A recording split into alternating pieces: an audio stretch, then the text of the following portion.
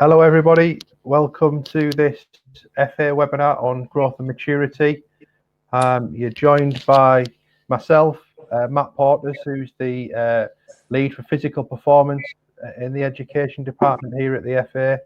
Also got my colleague, Josh Brooks, who's my equivalent from a psychology perspective. Paul Holder is one of our coach developer staff with lots and lots of experience within the professional game. And we're also joined by Sean Cummings, who's from the University of Bath. Sean does lots of research in the area of growth and maturity, has a number of PhD students embedded in the game who are also researching in this area. And he does a lot of work for us on our courses, and also is an advisor to the Premier League in this area.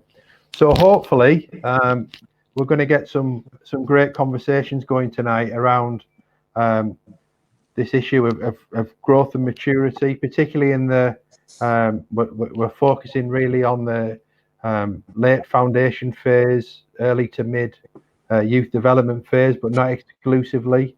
We'll also be talking about male and female players, but the conversation will probably bias more towards male players because we just have, at the moment in time, we have more data on that to discuss, but we will talk about female players as well in this area. Please, as our discussion is going on, please make use of the chat facility, and we will do our very best to try and pick out some of those questions. We've got some of our colleagues working behind the scenes who are going to try and forward some of the questions because they do come in thick and fast. Please take some notes because there'll be lots of information and lots of ideas being shared by us and by the other people who are on the webinar this evening. And also just, really try to get the most out of this. This will be available as a recording on YouTube in a few days' time. So if you miss anything, you can go back through it. And any of the handouts that the slides that we're using will be available as a handout at the end of this session.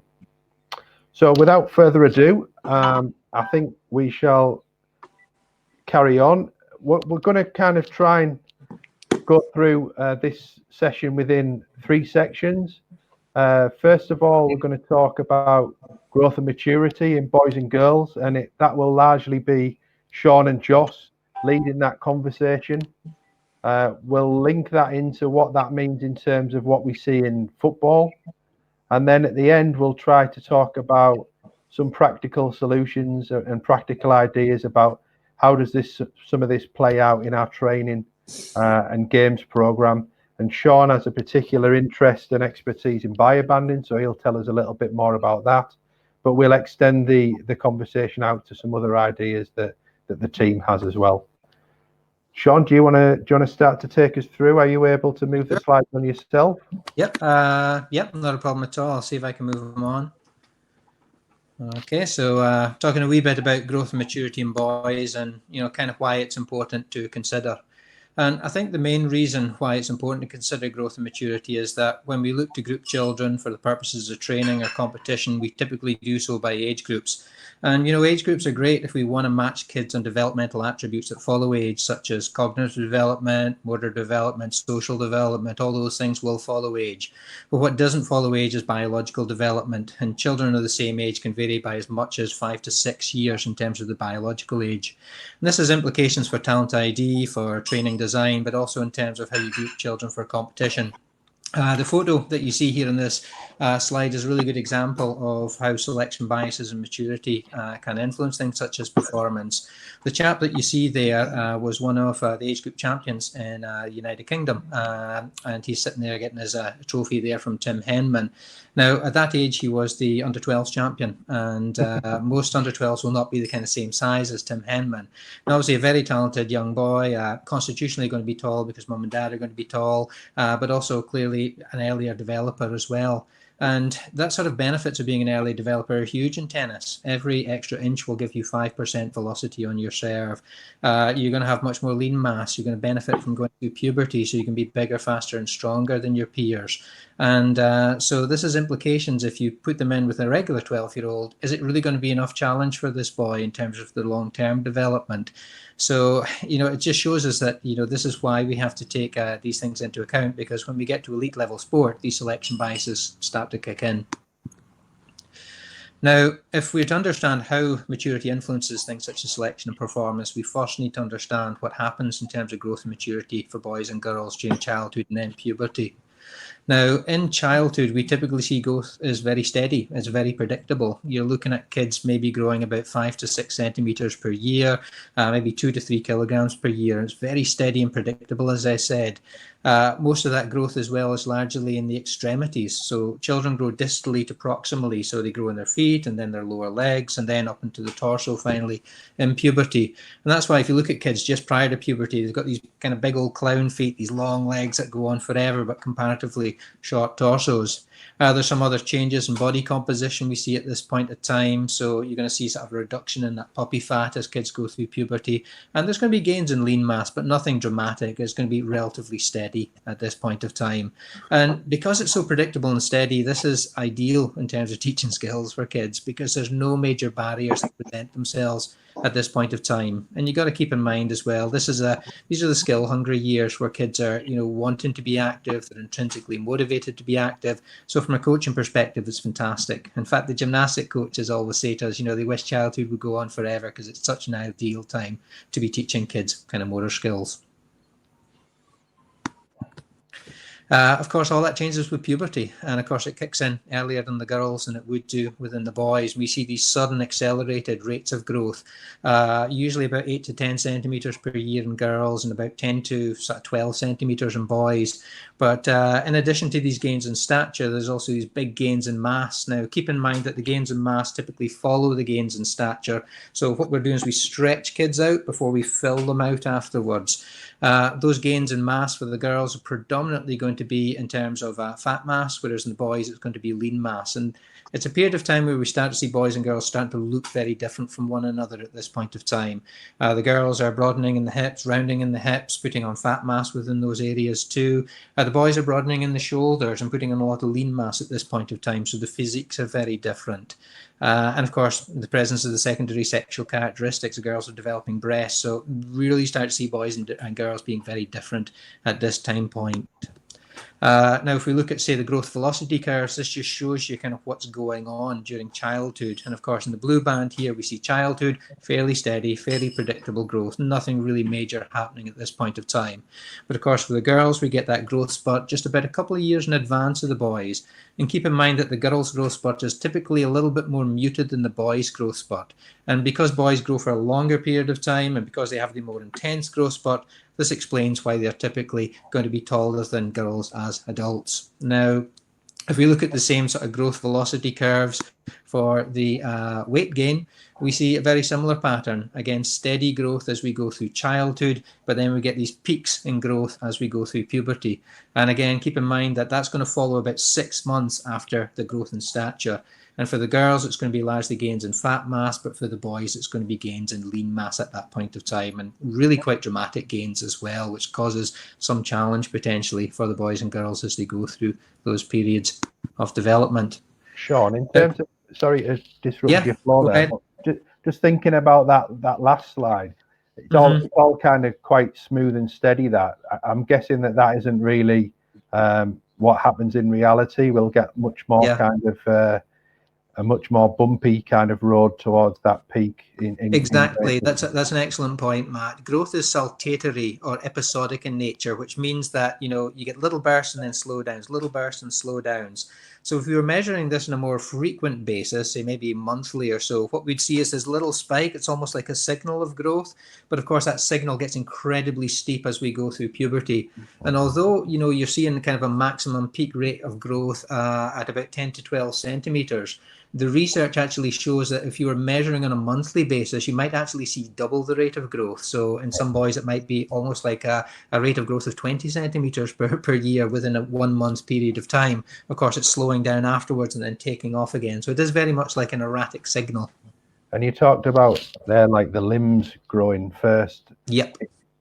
Is it possible that the limbs they don't grow at the same rate? So you might sometimes see kids have slightly longer legs or arms or at different moments. They're generally go hand in hand, but there obviously will be variation across individuals. I'd probably need to go back to the sort of research, take a look at some of the old classic studies, looking at the longitudinal studies of different segments, some of the Tanner work, for example. But in general, you're going to find that those extremities should be growing in parallel with one another, but there may be some individual variation. But of course, the last part to really fill out is the torso. So, you know, the chest cavities, etc., is one of the last parts you will find to grow out in the kids. Sure. Great, thank you. So kind of moving on, given that we have these dramatic changes that occur during puberty, it's not really surprising that we would see changes in terms of physical fitness at this point of time, particularly with the boys who are putting on all that lean mass.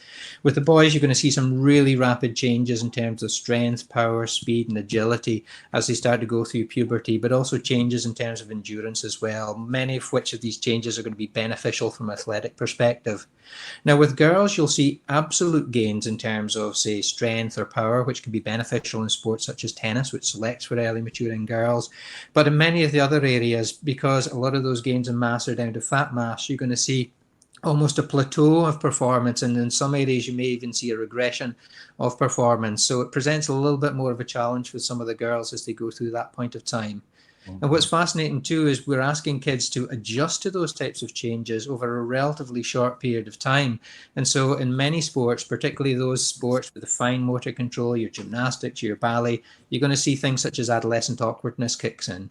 And we start to see this in football as well. Not for every athlete, it's very individualized, but many athletes will struggle during those points of time, and we'll see elements of sort of a regression in performance. In fact, we've just been completing a study at Southampton, which has got 5 years worth of growth data, looking at match performance grades from coaches. And what we see is that it's across the board is that as kids start to move into the sort of growth spurt phase, we see dips in terms of match performance before the match performance grades start to come through afterwards. And of course, this has huge implications. If we're going to be making a call on a player, we've got to know if they're in the middle of the growth spurt at that point of time. Because what we may see in a decrement in performance is just simply a temporary blip. Noddy, is this something that you're kind of is resonating with you, with players that you've seen over the years who've hit the growth spurt, and the kind of the coordination, the balance seems a little bit off, maybe they're touch on the ball, etc. And the awkwardness, and then the knock-on effect is they don't feel confident, and then suddenly their performance drops, and so on and so forth. But it's about identifying it and then and letting them go through it, if you see what I mean, and don't deselect them just because they're awkward. You know, the problem is you deselect them because you can't play, you're not effective anymore, or whatever the way is. But it's a big thing in coaching but it's hard to pick out. It's really hard to identify. Yeah. Noddy touched on the confidence thing there, Joss. Is that something that kind of is landing with you in terms of what you think about when you're seeing this stuff? Yeah. I mean, I guess the perception of ourselves and body image, particularly with girls, and how they feel about, I suppose, that their rate of development is probably similar in boys and girls at that age, and will impact on their self-concept, their self-esteem, so what they think about themselves, and ultimately then they're confident in their skill and ability. Yeah, cool. Now, what's interesting is when you actually look at the coaches' perceptions and the players' perceptions as they go through puberty and they start to experience these dips in performance, you know, you often see sort of different perspectives. The coach might label the child as being unfocused or lazy. The child may simply be frustrated and can't understand what's going on. Yeah, and exactly. of course, this is why it's so important to be able to try and predict when the kids are going through these growth spurts, and maybe provide that further support or adapt the training accordingly. And also put when they're in practices to if it inhibits skill development, then, and if you're doing tight area practices where there's a lot of decisions and they're always under the cosh physically, then maybe that's not the best thing for them. Mm-hmm. Yeah, I mean it's a remarkable thing, this adolescent awkwardness. You see it play out really well in the sports where there's really high skill levels. So I've been involved in gymnastics in the past. When the kids get to this point, they completely lose some of the skills that they could complete with complete ease, kind of 2-3 months earlier. And it's easy for them to say, Matt, I'm not any good at this sport anymore. Yeah. It's absolutely. really easy for them to say. They go, well, I'm just ain't any good anymore. And I think that's a big problem that presents itself. And that's why we as coaches need to have this understanding to be able to support and design the practices accordingly, and understand that this is just a temporary phase that the child's going through. Does the awkwardness affect some players more than others, Sean? Oof. It's a difficult one. I was listening to, actually, it was a presentation by one of the heads of sports science at Tottenham recently, and he talked very much about the individual nature of it. If you talk to certainly most of the practitioners I work with the club, they would, agree with that for some players it appears to be a problem. For others, they go through it relatively without any challenge, and some people improve as they go through the growth spurt. So in terms of detecting it, it's a tricky one. We really don't know what the key factors are.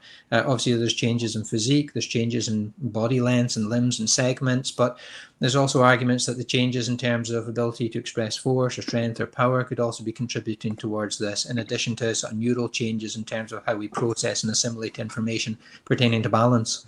So there's a whole bunch of complex things to look at. And then if you add into the mix then where they are from a cognitive and emotional development perspective, will influence potentially their perception of themselves and how they are, won't they? Yeah, so kind of moving on, one of the big challenges that coaches face, anybody who's working with young athletes face, is that, okay, well, we've got to deal with this concept around puberty, but of course it occurs at different times for every kid. Some kids are going to be incredibly early in terms of entering puberty, some kids are going to be normal, some kids are going to be quite delayed. And this is something the kid has no control over whatsoever. About 60 to 80% of it is going to be genetic and inherited.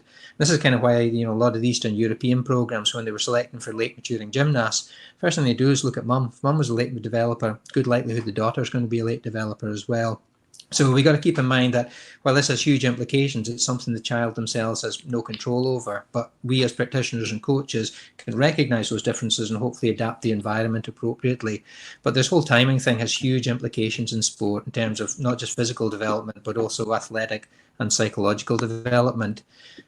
This graph here is actually taken from a Japanese football team. It has about 28 boys through the growth curves, and it kind of just shows you the extreme variance in terms of when kids are hitting the pubertal growth spurts. We got some boys there kicking off at 8 to 9, so some very, very early developers, and you'll see that in football because it selects for early developers, and their growth spurts tend to be quite intense. But if you go down, you got some kids maybe not taking off until 12 or 13, some might be 14, 15 before they take off. So there's quite a lot of variation there you see in terms of puberty. And if you're having to have a whole bunch of kids who are all the same age but taking off at different times, well, how do you deal with that in terms of assessment, training, design, programming, etc.? It's a big thing. Now, the impact of the timing is huge. You got to keep in mind those early maturing boys are going to get all those advantages well in advance of the late developers. In addition, they have a much more intense pubertal growth spurt, so they get bigger gains in terms of height, weight, lean mass as they go through. So if you look at tests of speed, strength, power, those early maturers are totally dominating. You're looking at about almost 40% of the variance in terms of performance coming down to the fact that they're early developers. But we also see it psychologically. Those early maturing boys, they're bigger, they're stronger. They're the kind of guys who are getting all the dates at school. They perceive themselves as being physically more able than the others. And so naturally they have this high perceptions of competence. And we know the competence is a major driver of motivation. So it's really not that surprising they're selecting themselves into half of these sort of sports that demand those abilities. Whereas the late developer, typically stepping out of sport at that point of time. And of course, the late developer will hit puberty, they will get those benefits, but it might not be until 1920 before they fully hit their maturity. So, they're at a big disadvantage at this point in time. In fact, if we look at some of the Leuven growth study data, looking at the impact of maturity timing on fitness, this is 6 parameters of fitness that they've looked at early, on time, and late maturing boys, and the performances across the ages of 12 to 18. You can see in things such as upper body strength, power, speed, upper body speed. The early maturing boys are just dominating. And of course, the challenge is that, we're having to make these calls on kids at the ages of 12, 14, 15, 16. And how do we actually tell who's actually the best athlete and who's got the greatest potential when maturity differences are going to have so much of a contribution at that point of time? It makes it really challenging for coaches. Now, with girls, there's some similarities and some differences. So an early maturing girl, she's going to go through puberty early. She's going to be putting on also a much more intense pubertal growth spurt. She's going to be bigger, she's going to be taller, but in addition, she's going to be putting on more fat mass than a late developing girl. So areas such as strength, power, she's going to have that advantage, but anything to do with endurance, aesthetic sports, those kind of things involving movement of the body, that's where we typically see the early maturing girls struggling, and we'll see the late developing girls being selected into those sports. Also psychological differences, where the early maturing boy thinks it's wonderful, the late maturing girl sees these changes and has horrors. Those types of changes that are occurring in terms of gain fat mass are often counter to sort of Western ideals pertaining to attractiveness. So we see that the early maturing girls have lower perceptions of attractiveness, sports competence, fitness, physical self-worth. And so they're typically sort of gravitating out of sport at that point of time. And it's a really important time to be active, because that's where you're putting down your bone deposition, you're looking to remain healthy. But these early maturing girls are typically coming out of the sport. And in soccer, it would suggest that, certainly looking at US soccer's data, that once you get to the sort of developmental academies, you're going to find very few of those early maturing girls, and they're largely populated by late developers. So just a little transgression into the brain then for a little while. So we're born unfinished. And the way we spend our time, the interactions we have, the environment we're in, will shape the brain and its architecture from a very young age. So particularly if we're wanting kids that are independent decision makers, that are mentally tough, we need to think about the environments that they're within, as well as what is going on in terms of the structure and build of the brain. So we know that some parts of the brain and the brain and the loops and their sensitivity open early and then close completely, such as vision and hearing are very early to develop, along with how we set our response to emotion and our response to habits, and other loops open and remain open, so language. And then we also know that the higher cognitive function, stuff like decision making, problem solving, goal setting, those sorts of things are the last thing to develop, and we'll come on to those slightly later. So a busy slide. And certainly some of the slides I've included here have a lot of information, and we're not going to go through all of those. It's for within the handout later on for you to digest and actually have a think about. But essentially here you have the lobes and areas of the brain. And the lobes to the right, the parietal lobe, the occipital lobe, the cerebellum and spinal cord are all very much early in the development piece. A particular area that is pertinent to this age group that we're discussing is the frontal lobe. And that generally can look to mature anything from between 12 and 20. The prefrontal cortex, which will be right at the very, very front of that frontal lobe, then comes a lot later. So it's just worth thinking about. So the frontal lobe and development of concrete thinking is where this is at for the age that we're talking about at the moment. So that's really interesting, Joss, isn't it? So just the point that you made there, that in terms of that frontal lobe and the prefrontal cortex, this isn't just an issue of the early teenage years, is it? Things, development and maturity of the brain, and therefore how players can process that executive functioning, like you said, the higher level functioning skills, they're developing right into early adulthood. So what we would class as senior players or pro development phase players, potentially post PDP phase. I mean, there's been some research published that says that certainly in males, the cognitive maturity may be as late as the late 20s now. So it becomes quite interesting. I think we assume that players actually, because they have capabilities and abilities, either physically or they're physically mature, we assume that the frontal lobe and prefrontal cortex is probably far more developed than it might be. Yeah. Just linking that back to some of the stuff you were talking about, Sean, do we see continual development, particularly for the late developers, into their professional development and early senior professional careers as well? In terms of the physical development, most boys will be fully mature by 18, but with some athletes, classic late developers, that can go 20, 21. The NBA in particular is full of cases of kids who've grown incredible amounts at relatively late years. So at the far end of the spectrum, you will get some kids who are still physically developing relatively late on.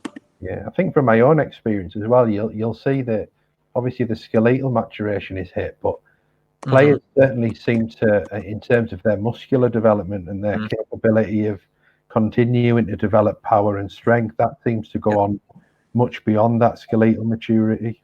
Yeah, and Matt DePledge, you're Matt Porter's. Matt DePledge, who was with Southampton, now with the London Association. One of the things that he's looking at is years post-maturation. So, once a child has got to, the full maturity, well, how long have they been mature? How long have they had that benefit to them build themselves up afterwards?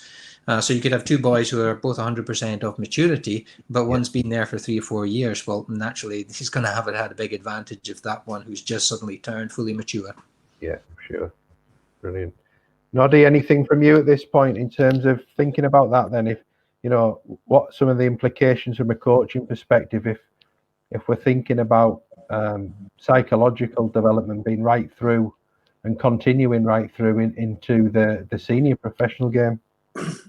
I think my biggest thing is that coaches need to understand this and understand what's happening in the brain and what's happening and why some teenagers can do and can't do, and how that actually you can practice well into your mid-20s, well into that, and still get better.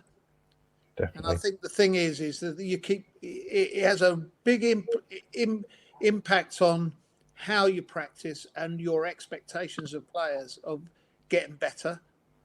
And the best players want to get better every single day that they put their boots on and they get up in the morning. And I think the understanding of this is critical. Brilliant. Over to you, Joss. So really, just a question, which is what's going on really in early adolescence and into late adolescence from a cognitive and emotional perspective. So then I'm just going to briefly, there's lots of information on this slide, but certainly and generally what we find is girls, the age years are earlier within this, and you'll see a slide in a moment that confirms that. So we know that imagination is huge prior to the age of 12, and it's now blossomed. And given that the frontal lobes are beginning to develop, so reasoning capability, the ability to think in abstract terms, is beginning to develop. The central nervous system is almost fully done, and we know at this age that everything is all about them. Yes, so egocentric thought is developing. They're very eager to perfect their skills, but you also find due to some changes within the limbic system and their perception around their peers and the social element, particularly boys want to take more risks and are more impulsive, certainly, than girls. Sarah J. Blakemore has done some great work around this, so very easy to catch up on that in terms of Twitter, etc. She's written some very good articles. So there are consequences, I guess, from a mental and cognitive thing. If we begin to, I suppose, if we partially ignore some of this stuff, is that perhaps they feel the burden of responsibility. So in terms of the decision making, they might not have the development within the prefrontal cortex to make decisions on their own. So they need to be supported in the goal setting, in the planning, in the decision making process. And also we want to actually prevent players developing a strong fear of failure, if at all possible. I'm not sure that helps us in a game context.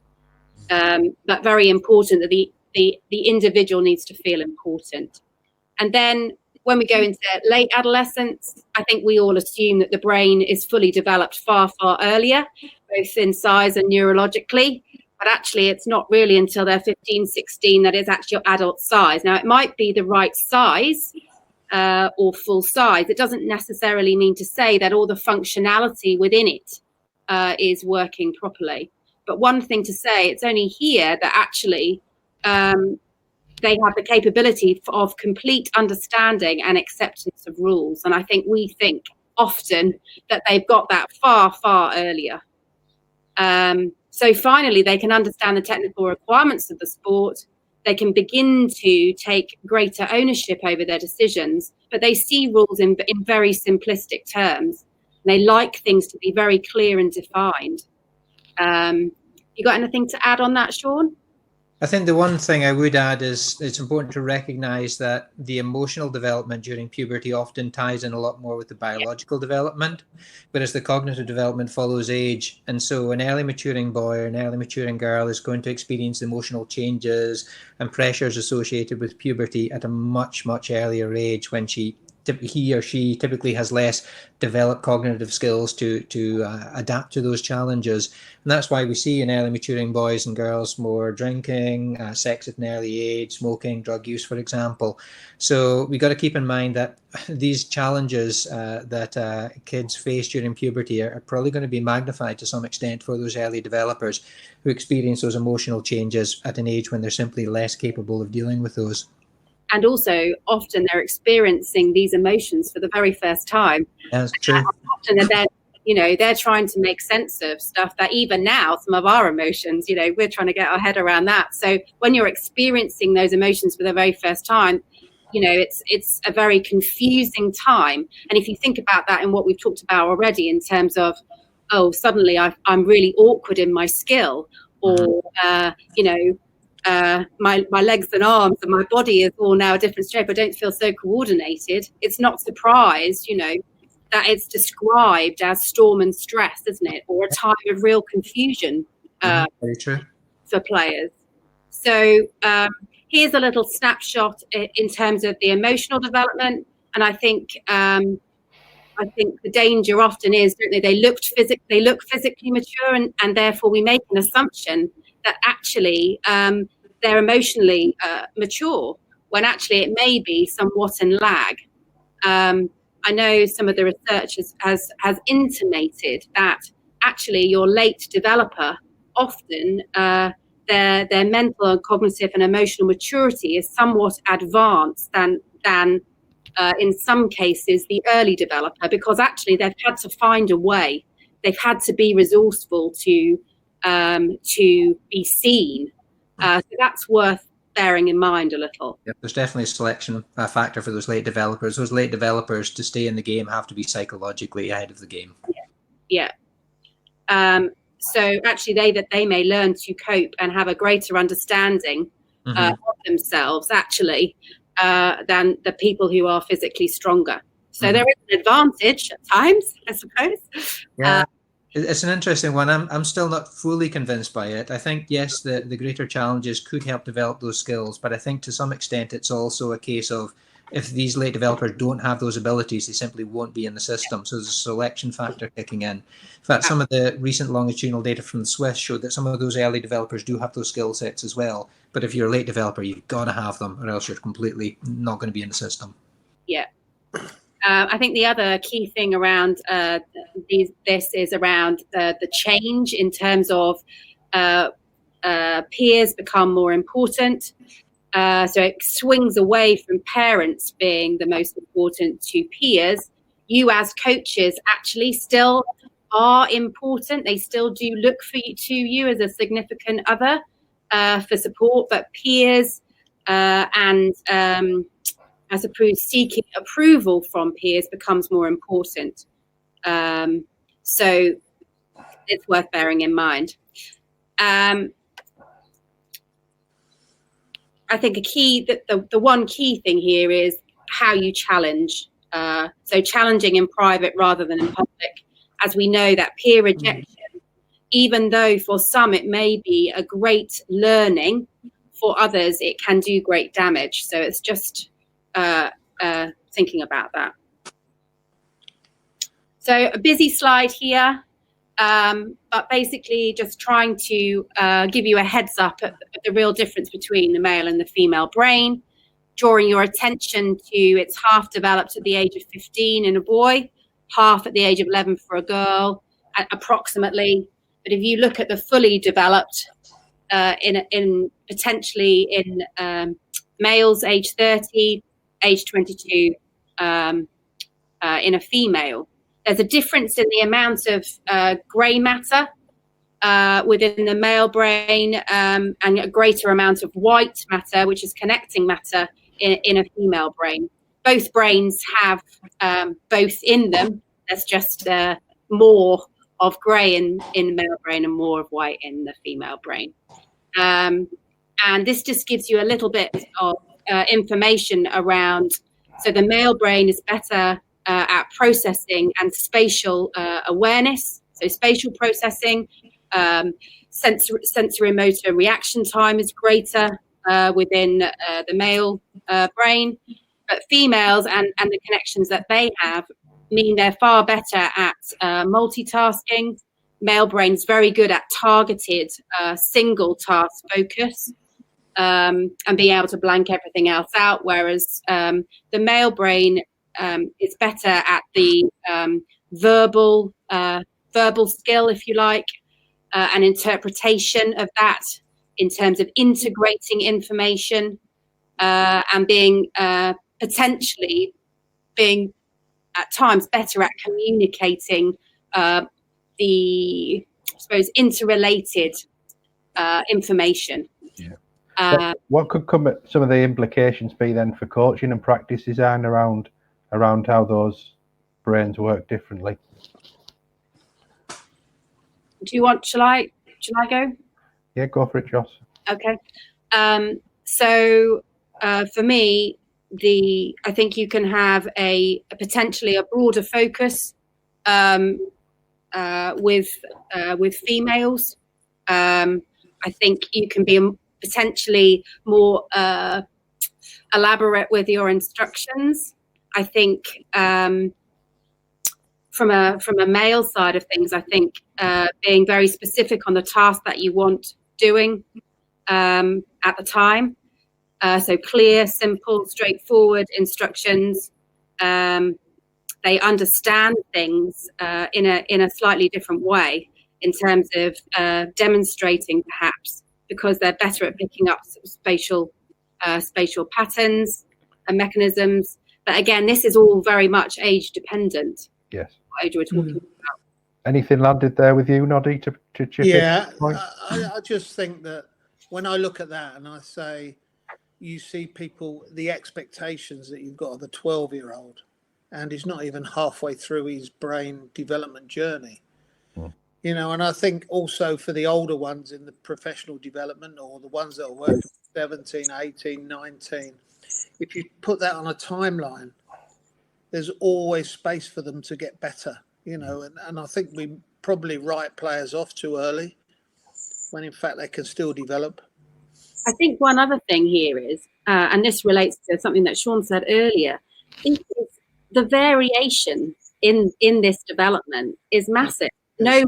No one is the same, and therefore, you know, I think it is quite difficult in a group coaching context, really, to try and hit all of this. You can only do the best that you can. And the last one for me here is just showing the connectivity within the brain and the impact of that, really. So you can see the connections run front to back in the male brain.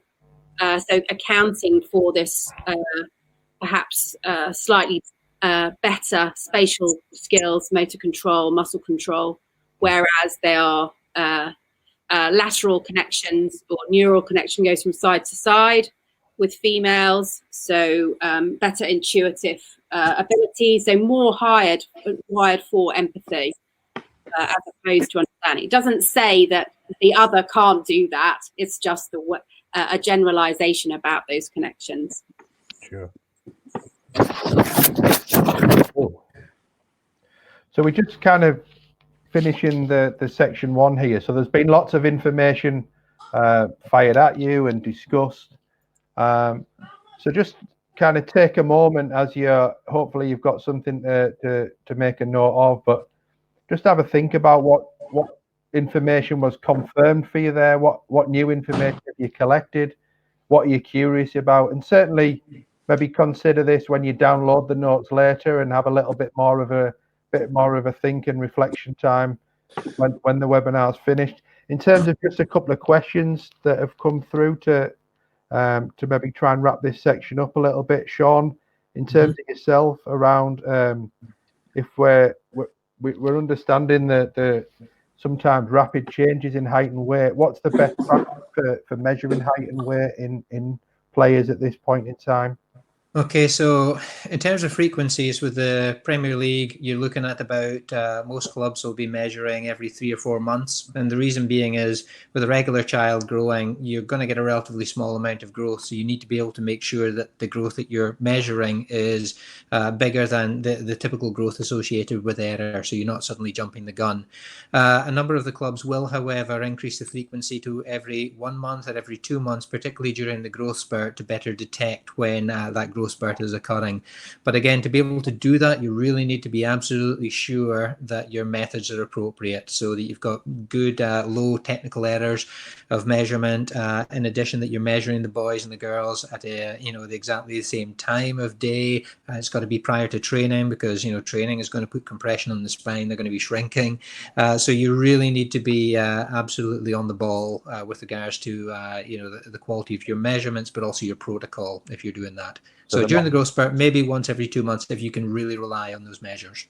So the more consistent and accurate your measuring techniques are, the better. The more you can do it. Absolutely. And somebody mentioned, asked a question about the Camis-Roche method. That's obviously the method that you advocate for use within the professional academies. Just a quick summary as to why you recommend that method over other ones. Okay, we go with the Camis-Roche method.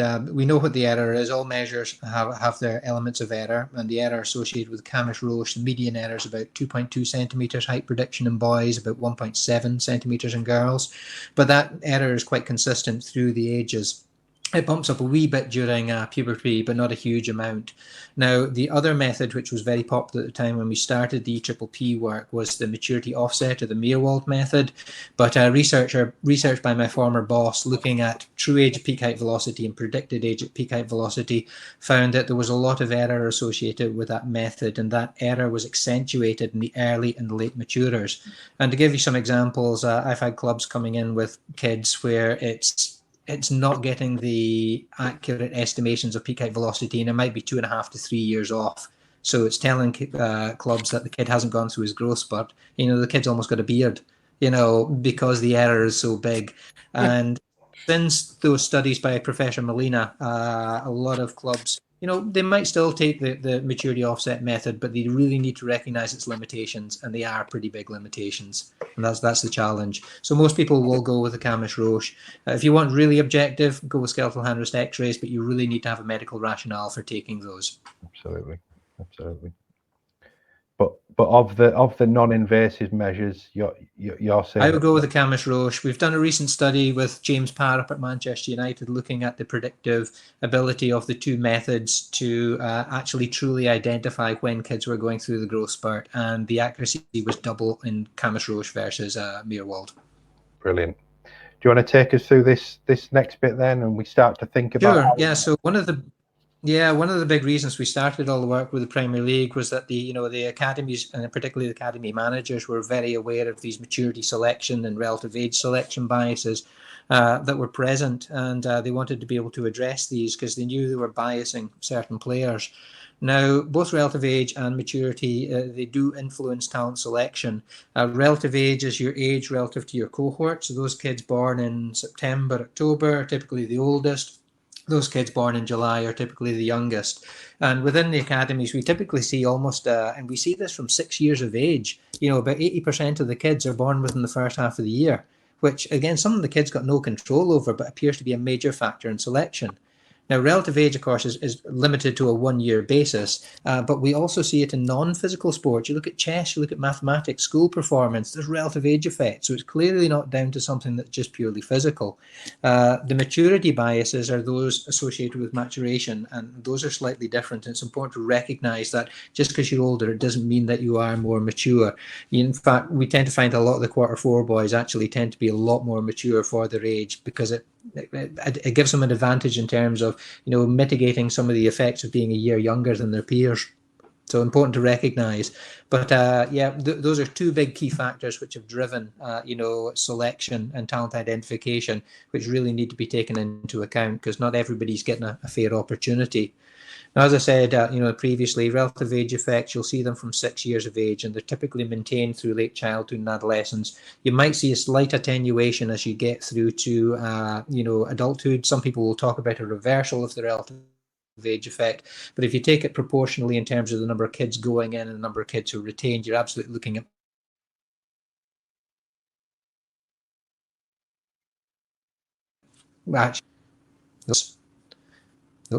I'm back. With the maturity biases, you're not going to be seeing the maturity biases emerge until puberty, so about 11 or 12 years of age. It's very different from the relative age effect. And the maturity biases will increase with age and with level. And with the maturity biases, selection bias towards the early maturing boys, you're going to see it particularly prevalent in the spine position. So anybody who's playing in the center of the pitch, where greater strength, speed, power is going to be really important. And you also will typically see it accentuated in the defenders and the forwards. And those biases towards the early maturers, they increase with age, and they also typically increase with level of competition. So if you're looking at the national junior squads, you're going to find a lot of early maturing boys. Now, this is data that Matt shared with us. It's not my own data at all, but I'll try and talk you through it. This kind of shows you the relative age effects across 4 different phases. If we look at the foundation phase there, we can see that, the greater proportion of the boys who are born in the first half of the year are overrepresented. And as I said, you go into the academies, you look at the 6-year-olds, you'll see it's solid from there. Not because they're better athletes. In fact, some of those first and second quarters are probably maybe poorer athletes in the long term in terms of projection, but, they've got that benefit of being on the planet for a year longer. It's held through the youth development phase. You see it in the professional development phase, but once you get to the over 21s, you start to see a flattening out over that period of time. But again, this is a big selection factor that the poor kids have got no control over. And if you are a quarter 4 boy, your chances of getting into the academies, you're really going to be working against it. Now, this data is really interesting because this shows you the difference between relative age and maturity. This is data which is taken from Manchester United's academy and also the Aspire Academy. It was collected by my good friend Mandy Johnson, who was the physio working very closely with Fergie at United during that time point. Now, what's really fascinating about this is it shows you the percentages of kids who are early, who are late, but also kids who are normal, who are on time. And if you look at the under 9s and the under 10s, there's no maturity bias. This is exactly the proportions we would expect in a normal population. Most of the kids are on time, and you see a smattering of earlies and you see a smattering of lates. It's a normal distribution of the population. There's no advantage to being an early maturer, no disadvantage to being a late maturer. But as soon as you get to the point of puberty, around the ages of 11 or 12, that's when the biases kick in. And the bias is incredibly strong towards those early developing boys. In fact, by the time you get to the 16s and the 17s, almost 60 to 80% of all the boys in there are early maturers. It's not because they're great players, it's simply they've won the genetic lottery and they've been overrepresented within the sample. Now, the normal kids, they're getting squeezed out until there's only about 20% of them by the time you get to the under 16s, 17s. And the late maturers are completely lost to the system. In fact, they're only making about 2% of the population at that point of time. So that if you're a quarter 4 and you happen to be a late maturer, you're really going to be up this creek in terms of getting selected. Now, you might look at this data and think, crikey, you know, this is a terrible job that Man United are doing. But in absolute honesty, that's really good. I go into most academies and they don't have any late maturers at all at this time point. So actually, United are doing a really good job in terms of at least retaining some of those.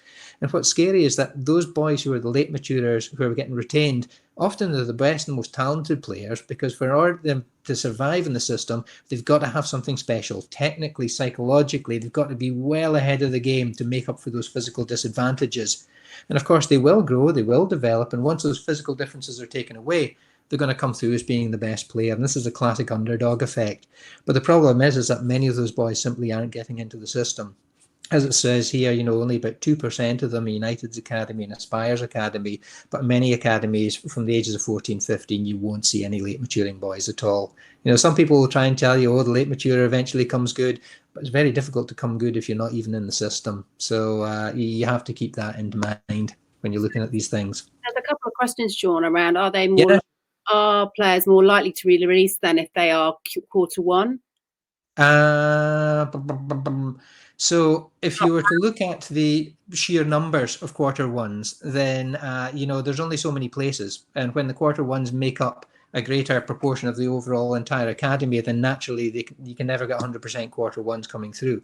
You might get 100% quarter 4s, but you could never get 100% quarter 1s. So if you're looking at the absolute ability of these guys to come through the system, first of all, you really need to multiply the chances of getting into the system by the chances of getting retained.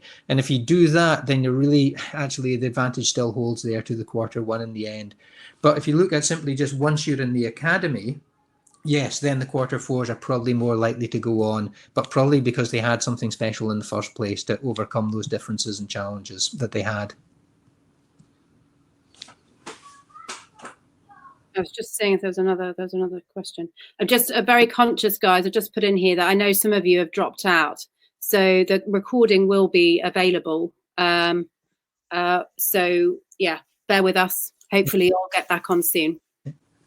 Yeah, this was another graph that Matt had put up, kind of showing you what the distribution typically would be if you're looking at an under 12s, you know, academy. As you can see, you're going to find that the vast majority of the boys are going to be early maturing. The vast majority of the boys are also going to be quarter 1s. In addition, if you do find late maturers, they tend to be in the quarter 1s, quarter 2s. We just recently took a look at some data from one of the top German academies.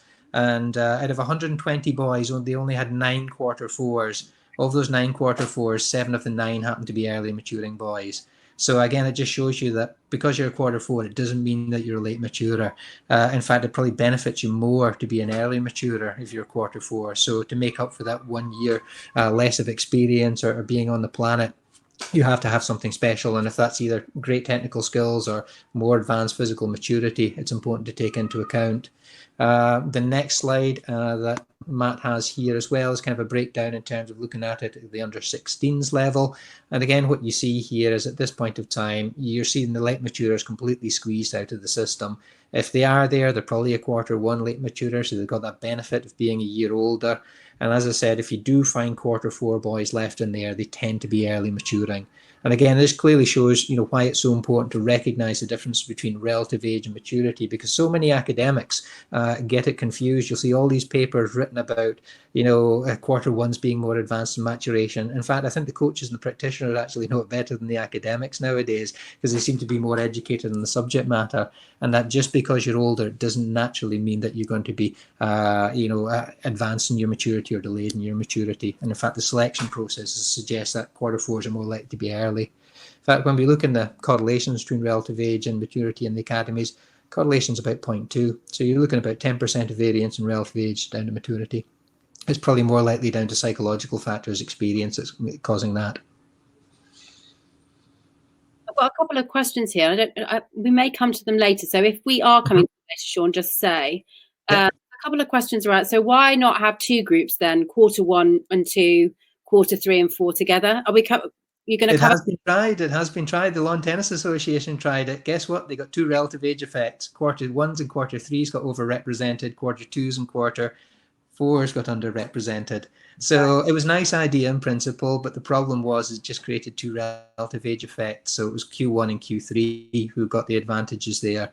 There are other strategies that are being looked at. There's some really nice work being done in the Netherlands, looking at average age group competitions at the grassroots levels to try and address these types of things. So teams have to have an average age of, say, 10.5 years, which forces more Q3s and Q4s in there. A number of the academies have been going out of the way to have Q3, Q4 recruitment days to try and increase the likelihood that those boys will have an opportunity to succeed. And of course, in Belgium, with the Futures programs, they've been looking at both relative age effect and maturity to try and encourage more of those Q3, Q4 boys to get more of an opportunity to shine through. And it's very much similar to the kind of bio-banding principles in terms of allowing to take those factors into account to give those Q3, Q4s, or those late maturing boys a little bit more advantage to actually truly show and demonstrate their ability. So there's lots of exciting stuff going on, and a lot of it's being led by the English clubs. Hats off to them. They've got some really smart sports scientists and coaches in there who are doing some fantastic work in this area. And I think it'll be them who solves the problems, because they know so much more about developing athletes than certainly somebody like myself does. We've got here, some sports use birth year rather than school year. Yep. Mm-hmm. Yeah, so if you look at the continent, they use birth years, or they use January through to December. Well, guess what? The relative age effect shifts to January, February, March, April, May, June. That's where all the wonderful athletes are. And then, of course, the Decembers and the Novembers get shoved to the side. So wherever you move it, it's just going to, shift in the other direction. I think Belgium recently went from a school system to a calendar year system, and the whole thing just shifted and moved. It really was amazing. That's how pervasive this phenomenon is.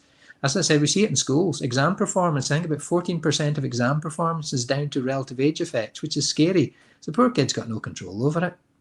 No. Right, should we move? Yeah, can do.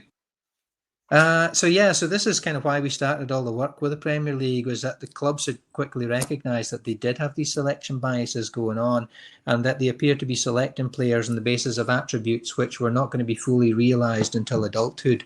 So they were stocking full of early developers and excluding those late developers, and they were really jumping the gun on their decisions. And there were concerns at both ends of the spectrum. They worried that a lot of those early developers who'd been identified as the next big things simply weren't coming to fruition or meeting expectations, because if you're an early developer and you want to win, you want your team to win, you don't want to get selected, well, you play to those strengths, you play to what you're good at. And the problem is as well, at some point, you won't have that advantage in that area, because everybody grows, everybody develops, and everybody will catch up. And if you haven't developed the technical or the psychological side of your game, you're going to be dead in the water. And so a lot of those, the system at that point of time. So we're really failing the early developers in the long term, although they might get immediate success. The other big issue as well is that the late developers are getting completely screened from the system. And as I said, some people say, oh yeah, they eventually come good, the late developer. But if they're not in the system, how can they come good? It's a real chance to get those players through. And nobody wants to exclude a player on the basis of their physical attributes rather than actual technical ability in the potential. So it's something that, we really need to start to take into account. We need to monitor and address and adjust our trainings and our expectations for these factors. And certainly a club that was well ahead. I'll let you carry on, Jose. It was just your slide here. I thought it was my light popping up. But do you want to go on to your slide first? Here, go there first. Yeah, sure, yeah. Certainly one of the clubs, one of the organisations who are absolutely on the ball with this, and there's been a number of clubs. Ajax have been very on the ball with this for about 15 years or so, doing really good work in this area. But certainly when Mandy Johnson was at United, the work that they were doing there as a club was excellent. They had taken regular measurements of the boys. They knew who was advanced. They knew who was delayed. And this quote comes directly from Fergie's book on leadership. And he specifically states here, that not all boys are developing at the same rate, and to see the true potential or true ability in some boys, it would take a longer period of time. And speaking with Mandy, there was a number of players there, Danny Welbeck, for example, Tom Cleverley, who were classic late developers, who they knew, were maybe struggling physically to compete against their peers, but were very, very talented. But because they knew they were late developers, they knew that they would physically grow, they would develop, they would catch up. And once that physicality had been taken into account, that actually these were probably some of the best players. And they were able to use that information to allow them to play down age groups, etc., for periods of time. And so, as I said, a lot of the knowledge and skill has been there. People like Martin Hunter, who was with Southampton, was very aware of those differences when the FA was at Lilleshall, doing some really good work there, taking things into account. But yeah, it's clearly important that we need to recognise those differences and potentially not lose those talented players just because they're a late developer. Yeah. Before we move on, I said we would briefly talk about the prefrontal cortex. So knowing what a core part of the game it is, I guess. So judgment last to develop. And if you look at the brain scans on the left-hand side, you can see, so the front of the brain is at the top of the pictures, and as much blue purple as possible. So we can see that the teen brain is still developing in terms of the activity around the prefrontal cortex. And even within a 20-year-old, some 20-year-olds, it won't be fully developed. So the functions of the prefrontal cortex are on the right-hand side, and there's a few of them demonstrated there. But also, it in terms of the prefrontal cortex, it is also about someone's ability to empathize and communicate, understand their sense of self, be self-aware, understand their values, be able to, really harness motivation. So it's worth remembering that this part is the last part to develop.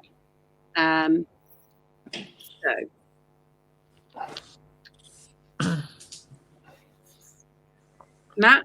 Yeah, so sorry, I missed some of that. So I'm looking forward to catching up on that section on YouTube later on. We've got a few internet issues here tonight with the signals going in and out, but hopefully most of you are able to stay and follow. Again, just like we did with the first section, just some considerations to make, really. Thinking about relative age effect. Do you know the relative age effect of your own playing squad, of the league that your team play in? Have you thought about that in terms of recruitment of players and selection of players? And like equally with maturity estimates of your players as well? And are you recognizing when players are going through growth spurts? I guess one thing that we didn't pick up on at the end of section 1 really, Sean, but maybe players out in what should coaches be looking for physically around visible signs of their players maybe going through various stages of growth spurts, etc.? Yeah, as I said before, if you've got a kid who's got big clown feet, long legs, and a tiny wee short torsional, lean mass, little rounded face, that's a kid who's still not in puberty. As they start to go through puberty, you'll start to see the lean mass kick in. You'll see the increase in terms of the size of the torso. You'll see the broadening of the shoulders. That's a classic sign of the kids going through puberty, as you get that kind of classic V shape for the males. Other things you'll look for is the, say, broadening of the cheekbones, the squaring of the jaw, also changes in terms of the voice. Obviously, secondary sex characteristics, facial hair, all those kind of things can give you some insight. And once you know what you're looking for, it's actually comparatively easy to look at different kids and have an idea in terms of future growth potential in them, where they are in terms of their developmental status. Certainly something incredibly would be incredibly valuable for scouts to know, because scouts are often going out checking out these players, but they don't know who's advanced, who's delayed, and being able to eyeball them and have a good understanding would be useful. In fact, I think the Swiss did a nice little study that actually showed that if you did teach people what the characteristics were, that they could be relatively effective in terms of identifying early, on time, and late. There's a really, I think we're going to come to some more solutions shortly, but there's a really interesting one with the scouts, isn't there, around the numbered bibs study? Yeah. Do you want to tell us a little bit more about that? Was that the one with the Dutch and the numbered bibs? That's right. Yeah. Yeah, so it was David Mann, who's an Australian, who's working. He was working with PSV Eindhoven, and they had a very strong relative age effect. And they knew that the scouts were pulling in all these players who were Q1s, Q2s, and so they did a little study where they had kids who were Q1s, Q4s, and they played 4v4 games, and they got the scouts just to evaluate them, no knowledge of their birth date or ever. And guess what? The Q1s got great grades, and the Q4s got rubbish grades. So he said, okay, well, let's try giving them the information about the birthdays. So we know who's oldest, we know who's youngest. Maybe that will solve the relative age effect scouting bias. No, didn't at all. We still had the same bias. The Q1s were getting the great grades. The Q4s were getting the poor grades. They then decided that, okay, well, let's give them a visual cue to remind them. So the oldest boy got a number 1 vest, all the way down to the youngest boy who got the number 8 vest. So all of a sudden, there's a visual cue there to help identify to the scout which boy is older and which boy is younger. And what they found after that strategy was that the relative age scouting bias completely disappeared from that point of time. So it's a case of being able to remind the coach with a visual cue. Now, I know that a number of the Premier League academies have actually experimented with this in some of their scouting. And they're also, we replicated that study with biological maturity with early and late maturers, and it worked exactly the same. It seemed to be quite an effective thing. So educating, knowledge, any kind of cues you can do to identify those athletes benefit. Brilliant. Great. Just before you go, I've got a question here from Tom. It says, is the speed of the development of the brain due to genetic factors, i.e. pre-planned paths, similar to physical attributes? Or is it proven that environmental factors also have an effect? Therefore, is it possible to alter the speed that the brain matures? Just thought it was an interesting question. So, well, we know that brain architecture is laid down immediately from birth. A lot of it established by the age of 2 or 3.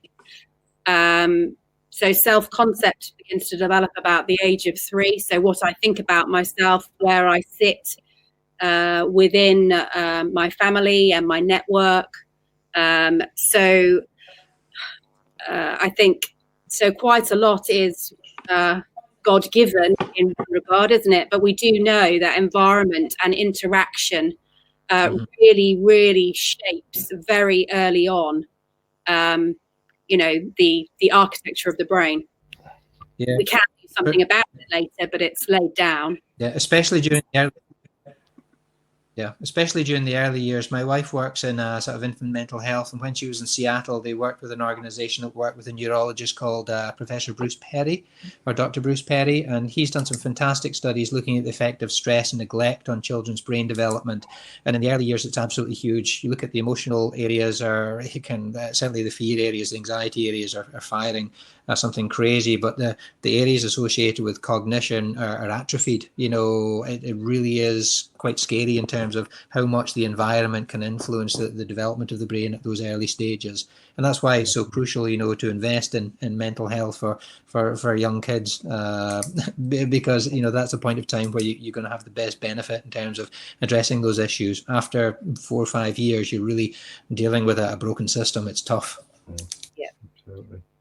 And I guess, like I said, I unfortunately missed a lot of that section, but I think it's quite important to, often when we talk about maturity, we're talking about it as like it's a disadvantage to the late developers, or we're focusing on the late developers, but we also need to think about how are we developing practices to get the maximum benefit for and help the early developers and the untapped. So all of those individuals for what they need at that moment in time, whether that's their stage of physical, psychological, or technical development. So how are we looking at the kids as individuals as to where they're at? Yeah, one of the Dutch coaches summed it up beautifully. He said that at the adult level, whether you quarter 1, quarter 4, early on time or late, you'd have limited bearing on your ability to play football. The problem is in adolescence, it's huge, and you really need to be able to take that into account. Yeah. An effective and an efficient system should be picking players based upon their technical, tactical, psychological ability, not just simply their physicality at one time point because they're an early or late developer or Q1 or Q4. So we need to develop efficient and effective systems. Definitely. And that there's been quite a lot of comments about the grassroots system, and I think professional clubs are recruiting from a system that also has these biases in there, so it's not necessarily all the responsibility of the pro clubs. We need to think about how we help the grassroots game to understand this and design leagues that help be more inclusive and help individual players to thrive. But when you look at that data from Mandy Johnson, you also see that actually the maturity information does kind of really exaggerate towards the early developer as we go through the youth development phase. So we need to look at that as well. Yeah. Okay, so some practical solutions. We've had a lot of interesting discussion about the landscape and what goes on, but what could we potentially do to try and within our coaching setups, within our leagues, what other things could we do? Sean, you're going to lead us through some buyer banding ideas, and then we'll come up with some other discussion. Probably the moment in time when we need Noddy, he's dropped off again, but not to worry, we'll soldier on. He's coming back, so we'll soldier on and let you take us through this bit around some of your research as well. Yeah, so the buyer banding was an interesting concept. A lot of the credit for this should go to the clubs. It wasn't my idea at all. It was James Bunce, who was working with the Premier League at that point of time, and a number of the clubs who'd come together and said, look, we have these systems now that can measure growth maturation. We can start to band players relative to their maturity. We know that within age groups, the differences can be huge. Could we have some games that sat alongside age group games where we actually group kids by maturity? And would that present bigger challenges for the early developers, give more opportunity to the late developers, but also kind of minimize those huge David versus Goliath sort of variances in terms of speed, size, strength, etc., and maybe emphasize a more technical and tactical game? So they came to us and asked about it, and again, it sounded like a nice idea. Theoretically, people such as Bob Molina, Adam Baxter-Jones, the guys at the FA, they talked about this before. To some extent, it had been implemented and reasonably successfully, and so we decided to have a go with it. If it works, great. If it doesn't work, well, that's equally good because we know it's something we don't need to explore.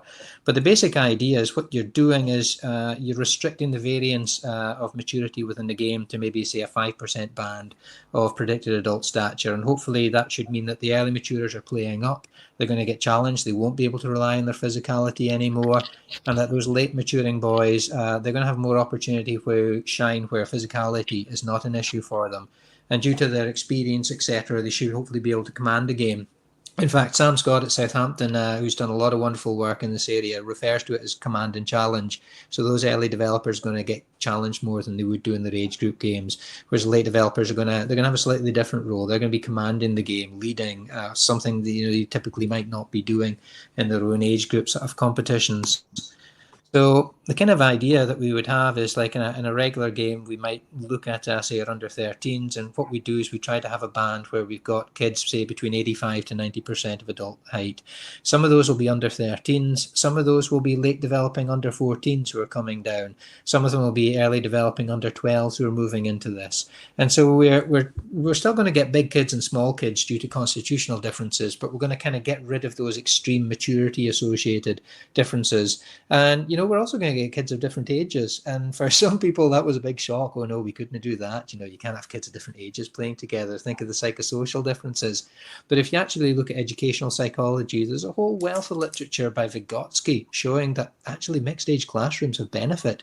It encourages those younger or the early developers to achieve and to be like the older kids. And then the late developer older kids, actually, they consolidate their learning through teaching and taking an opportunity to command a situation.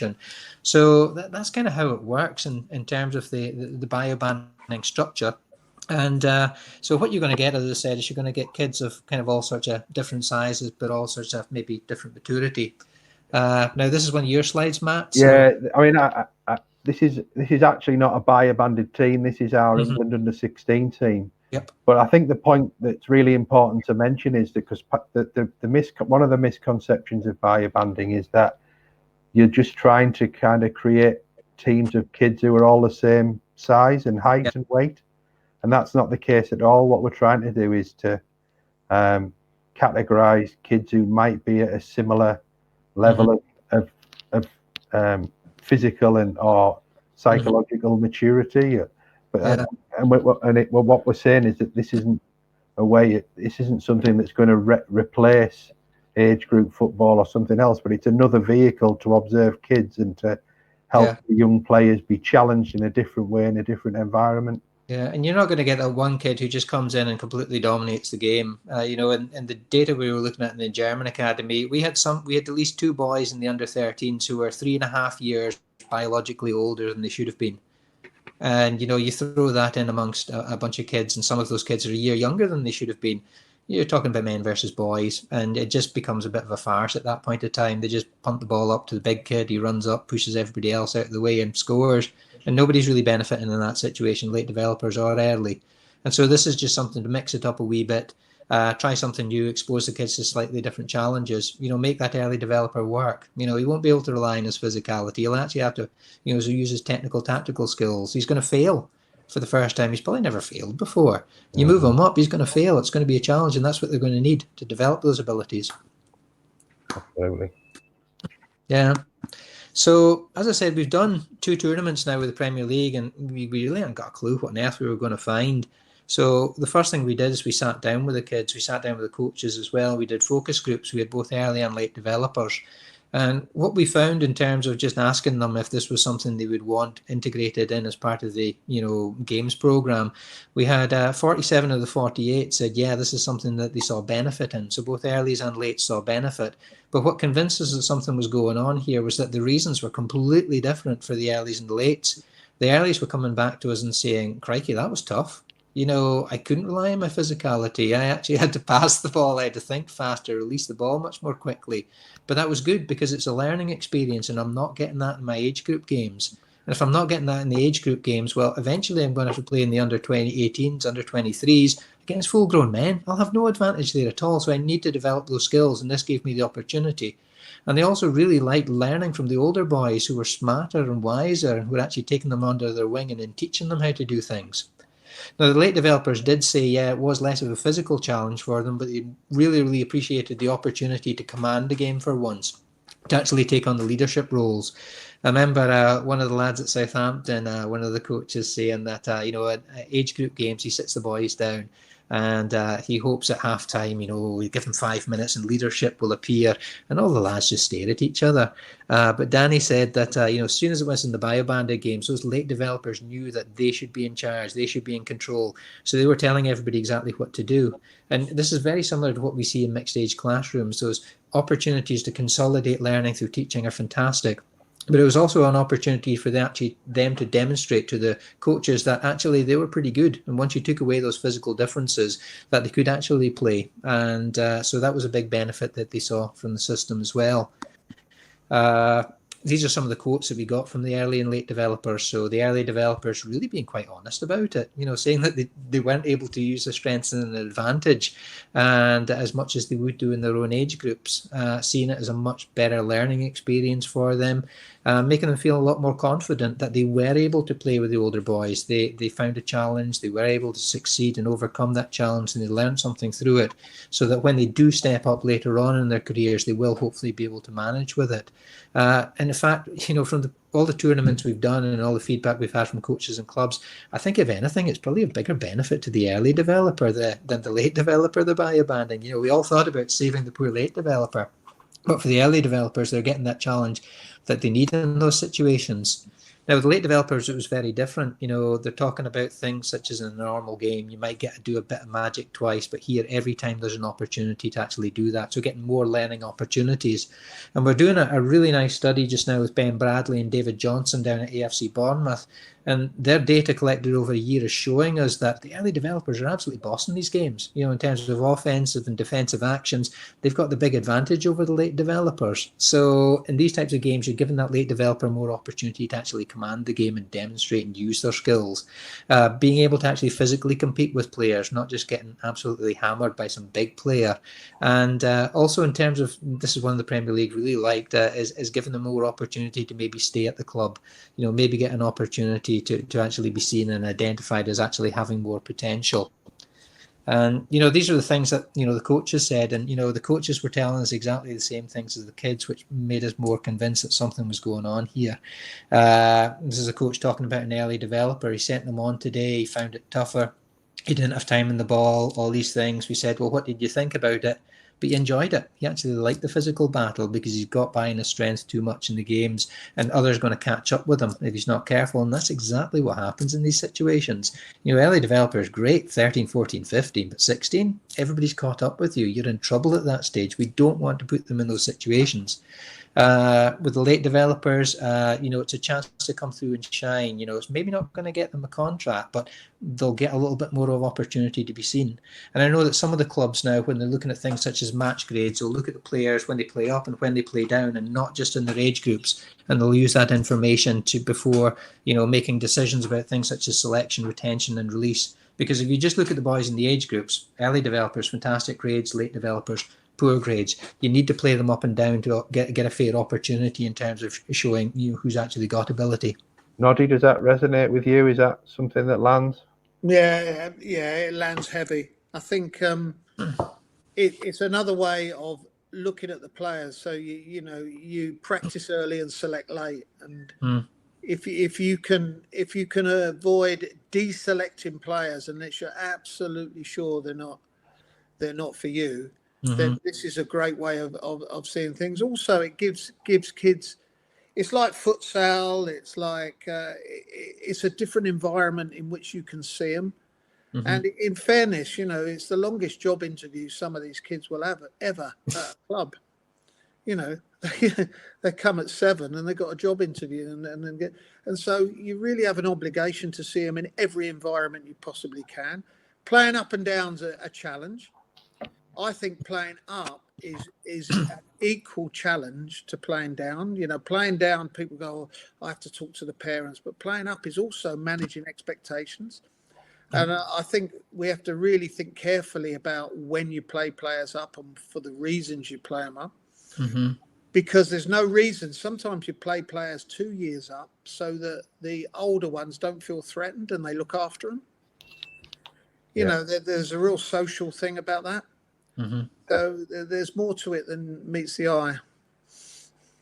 Definitely. Anything from you, Joss, from what you went through with the psych stuff earlier that kind of lands with this this kind of approach about players playing in, arranging it so that players are playing with different players, maybe getting different challenges from a psych point of view, building confidence, etc.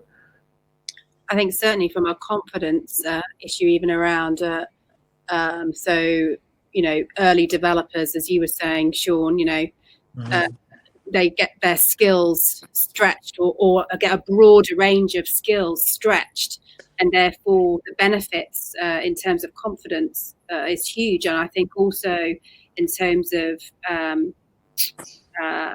playing with different players. You know, we know that a lot of young people are very attached to their screens now, don't we? And we need to teach them communication and cooperation. So any opportunity to widen the need for them to communicate, I think, is well taken.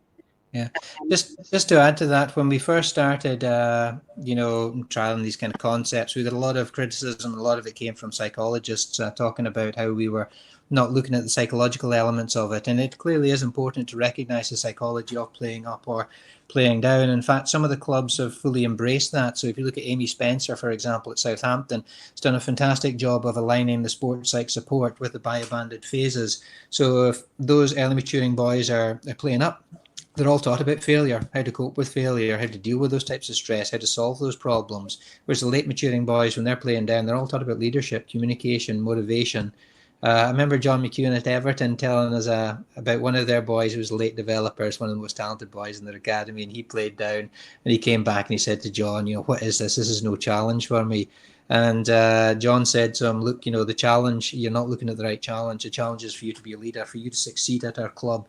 You need to be able to motivate, communicate, organise, go down and do that with the boys. And he said after that, he says it was a much bigger success. So it's not just that you throw the biobanding in, you try and prepare the kids as best for it. And, this is a new kind of concept that we're kind of playing around with just now. So it's by no means a finished product by a long shot. There's still lots to learn about it. And I think people are starting to explore it a little bit more and fine tune things. But yeah, hats off to the clubs for doing this work in this area. It's very brave of them to take, the risk of trialing this. And they seem to have found some benefits, which is nice. Yeah. I think you're drawing on a really important point there, aren't you? Which is for something like this to work or to see if it works properly, then actually you need to integrate your practitioners so that actually you're trying to maximize the different returns from the different areas, aren't we? Yep. And actually help players cope with either the challenges of either playing up or down, depending on what those are. Yeah, Paul McGuinness, who's with the FA and was previously with United, has spoken about this subject matter online. And a lot of his ideas and thoughts on it have definitely inspired me to look more closely at the psychology behind it. Yeah, absolutely. I mean, Paul's a huge advocate of this mixed age group approach, isn't he? And and I think not just kind of biobanding, but we've got a list on one of the other slides that you'll get in the handout. We've got a list of other ideas about how we might observe players and challenge players in different ways. But the idea of the mixed age group thing is interesting from a psychosocial development of team later down the line. So if we're working in development and at Man United, you're putting a 12-year-old Marcus Rashford in the same team as a 16-year-old Paul Pogba, then they're already starting to form those relationships on the field, off the field, because you're doing the mixed age group. If they only played in their age group, they wouldn't start to mix until they were potentially in the first team squad. So you're actually starting those social relationships as the guys are growing up. If you take that mixed age group approach as well. It's interesting when I did some work at Brighton and we used to play 11v11 in a really small indoor area, and the physically challenged ones, the late developers, came out on top because the big lads who normally can open their legs and run couldn't do it, and they flourished in that environment. Yet on the full size pitch they couldn't. So it's about managing the environment, and biobanding is a really sound environment for identifying players' strengths rather than their weaknesses. Yeah. I mean, I've seen some great examples. Stoke City are playing around with average age tournaments. They've done some internal work, and they're starting to roll this out where they're playing against other clubs now. So they'll have several teams playing in the 7-a-side game, but the average age of those teams will be the same. So it's another way of mixing age groups, and then also trying to think around the four corners, just like we would when we're biobanding players. We might select from a percentage of maturity, but we also think about, well, psychologically, technically, socially, is this right for the player as well? Yeah, well, we're preoccupied, Matt, with ages. You know, Yeah. I mean, yeah, we're preoccupied with putting people into boxes for ages rather than skill journeys or where they are. It's just an administration thing that makes it easy. Yeah, of course for it us. is. It's easy. That's why we got phases. You know, you stick them in age phases. Yeah. Rather than skill phases. You Yeah. know, and maybe we could move towards that. You know, skill journeys rather than all right. You're 13, so you're going to play 11v11. Yeah. Really? Well, I may not be ready, but he's 12 or 11. He may be ready to do something quite in advance of his years. Yeah. Any other take homes from you from this, Noddy, from a coaching point of view, in terms of what you're seeing, what you're hearing, what we've been talking about tonight? Yeah, I think Joss's stuff on the brain is critical for understanding about early adolescence and late development. What strikes me is the importance of the peers when they're in late adolescence, and how, you know, it's really important that you recognise that. And interestingly enough, I was talking to a parent the other day, and they were saying, I said, well, he's 14, 15 or whatever he was. And she goes, yeah, he started missing his mates. Started missing things. He starts missing things that his mates are doing. So it's all this psychosocial stuff that's really important that we've got to understand. You know, and I think the more coaches delve into how the brain works, or obviously the physical stuff, but how the brain works and how they switch from allegiance from their parents towards their peers, and what you're going to do about that. You know, the team is everything to them. You know, at certain ages, they, you know, don't criticize them publicly because they'll never forgive you. Yeah. You know, it's these sort of little gems that you can pick up. Brilliant. I think we'll leave it there, guys. Hopefully, I mean, I've really enjoyed the discussion over the last 90 minutes. Hopefully there's been some information that people can take away, information that's challenged your thinking, that's confirmed what you already know, but maybe giving you some other ideas about going away and thinking about how you might challenge people within your club, within the team, how you might set up your practice design, your games program, considerations you might make for players. If you haven't heard enough from Sean already, we have got a podcast as well with Sean sharing his ideas at the Pacey Performance Podcast. And equally, we've got some leading practitioners that we also supported to do a podcast with Pacey around youth game and youth game development. So there's some other practitioners who work in the professional game that you can hear from. But hopefully that was a useful 90 minutes, and we look forward to seeing you again on one of these webinars very soon. Thank you and good night. Thanks.